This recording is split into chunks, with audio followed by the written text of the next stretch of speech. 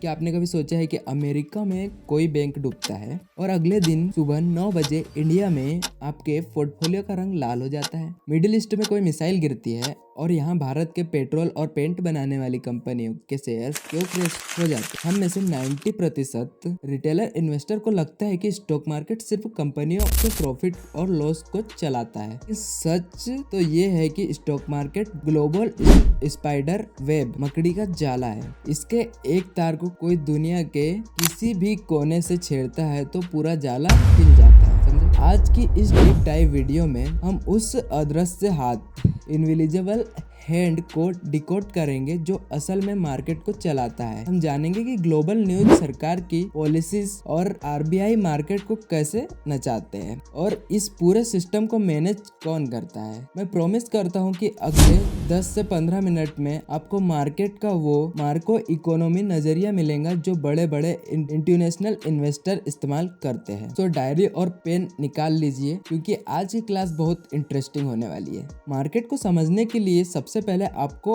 Word समझना होगा liquidity, यानी मार्केट में कितना कैश फ्लो हो रहा है। और इस लिक्विडिटी के सबसे बड़े सप्लायर्स होते हैं फॉरेन इंटरनेशनल इन्वेस्टर। ये विदेशी मगरमच्छ है जो इंडियन मार्केट में हजारों करोड़ रुपए डालते हैं। सवाल ये है कि वर्ल्ड न्यूज इन्हें कैसे इम्पेक्ट करती है। सबसे बड़ा प्लेयर अमेरिका का सेंट्रल बैंक। मान लीजिए अमेरिका में महंगाई बढ़ जाती है तो वहाँ का फेडरल रिजर्व अपना इंटरेस्ट रेट बढ़ा देता है। अब उस विदेशी मगरमच्छ के एंगल से सोचिए, जब उसे अमेरिका में ही बिना किसी रिस्क के बैंक में पैसा रखकर रिटर्न मिल रहा है तो इमर्जिंग मार्केट जैसे इंडिया में रिस्क क्यों लेगा। वो तुरंत इंडियन स्टॉक मार्केट में से अपना पैसा निकालता है और अमेरिका ले जाता है। कैपिटल फाइट की वजह से हमारी स्टॉक मार्केट अचानक से क्रैश हो जाती है। ये क्रैश होने लगती है। दूसरा बड़ा फैक्टर है जियोपॉलिटिक्स, यानी देशों के बीच की राजनीति और युद्ध। एग्जाम्पल के लिए रूस और यूक्रेन का युद्ध। रूस दुनिया के सबसे बड़े कच्चे तेल सप्लायर में से एक है। युद्ध शुरू होते ही ग्लोबल मार्केट में तेल की सप्लाई रुक गई। अब भारत अपनी जरूरत का 80% तेल बाहर से खरीदता है। तेल महंगा हुआ तो भारत में ट्रांसपोर्टेशन महंगा हुआ। ट्रांसपोर्टेशन महंगा हुआ तो एफएमसीजी साबुन, तेल, बिस्किट कंपनियों का मार्जिन कम हो गया। और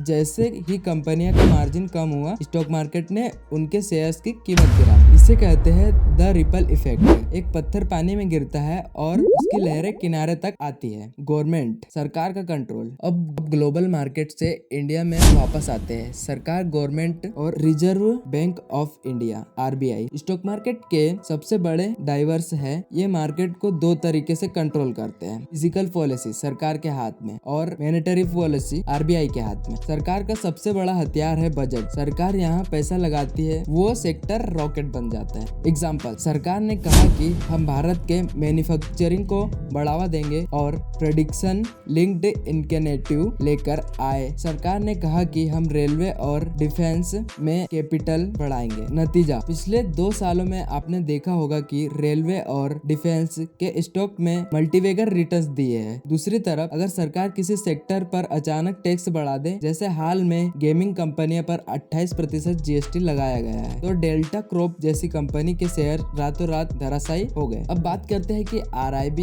आरबीआई की। जब भारत में महंगाई बढ़ती है तो आरबीआई मार्केट से पैसा रोकने के लिए रेपो रेट बढ़ा देता है। रेपो रेट बढ़ने का मतलब है कि बैंकों को आरबीआई से महंगा लोन मिलेगा। बैंक आपको और कंपनियों को महंगा लोन देंगे। जब कंपनियों को बिजनेस करने के लिए महंगा लोन मिलता है तो उनकी ग्रोथ स्लो हो जाती है। ग्रोथ स्लो होने की खबर सुनते ही मार्केट सेंटिमेंट नेगेटिव हो जाता है और स्टॉक गिरने लगते हैं। अब सबसे मजेदार पार्ट पर आते हैं, न्यूज स्टॉक मार्केट को कैसे इफेक्ट करती है। एक बहुत ही फेमस प्रोवर्ब है वॉल स्ट्रीट में, by the rumour cell the news, यानी अफवाह पर खरीदो और खबर पक्की होने पर बेच दो। स्टॉक मार्केट कभी भी आज पर काम नहीं करता। स्टॉक मार्केट फ्यूचर को डिस्काउंट करता है। मार्केट एक फॉरवर्ड लुकिंग मशीन है। न्यूज 2 तरह की होती है। फर्स्ट है मार्को न्यूज जो पूरे मार्केट को हिलाती है, जैसे जीडीपी का डाटा आना, इलेक्शन के रिजल्ट आना या कोविड-19 जैसा कोई ग्लोबल पेंडेमिक आना। यहाँ पैनिक सेलिंग ट्रेडिंग होती है। सेकंड है मिक्रो न्यूज, कंपनी स्पेसिफिक, ये किसी एक कंपनी के स्टॉक को ऊपर नीचे करती है। एग्जाम्पल, मान लीजिए कंपनी मैनेजमेंट फ्रॉड में पकड़ा गया, जैसे हिंडनबर्ग रिपोर्टर के टाइम पर हुआ था, तो उस कंपनी की कॉर्पोरेट गवर्नेंस पर सवाल उठते हैं और इन्वेस्टर का ट्रस्ट टूट जाता है। फाइनेंस में ट्रस्ट ही असली करेंसी है। इसके विपरीत अगर कंपनी के क्यूरेटरली अर्निंग एक्सेप्टेशन से बहुत अच्छे आते हैं तो उसमें ब्रेकआउट देखने को मिलता है। इतना सब कुछ हो रहा है, खबरें आ रही है, सरकार टैक्स बदल रही है, पैसा निकाल रहे हैं, क्या ये सिस्टम क्रैश नहीं हो जाता? इसे मैनेज कौन करता है? यहाँ एंट्री होती है सिस्टम के बैकबोन की, सेबी। ये नाम आपने सुना तो होगा। इसका फुल फॉर्म होता है securities and exchange board of India. और हमारे एक्सचेंजेस NSE, BSE भी स्टॉक मार्केट का पुलिस वाला है। इसका मेन काम है मार्केट में ट्रांसपेरेंसी बनाए रखना और इनसाइडर ट्रेडिंग यानी कंपनी के अंदर की खबर को गलत इस्तेमाल होने से रोकना। और जब मार्केट में कोई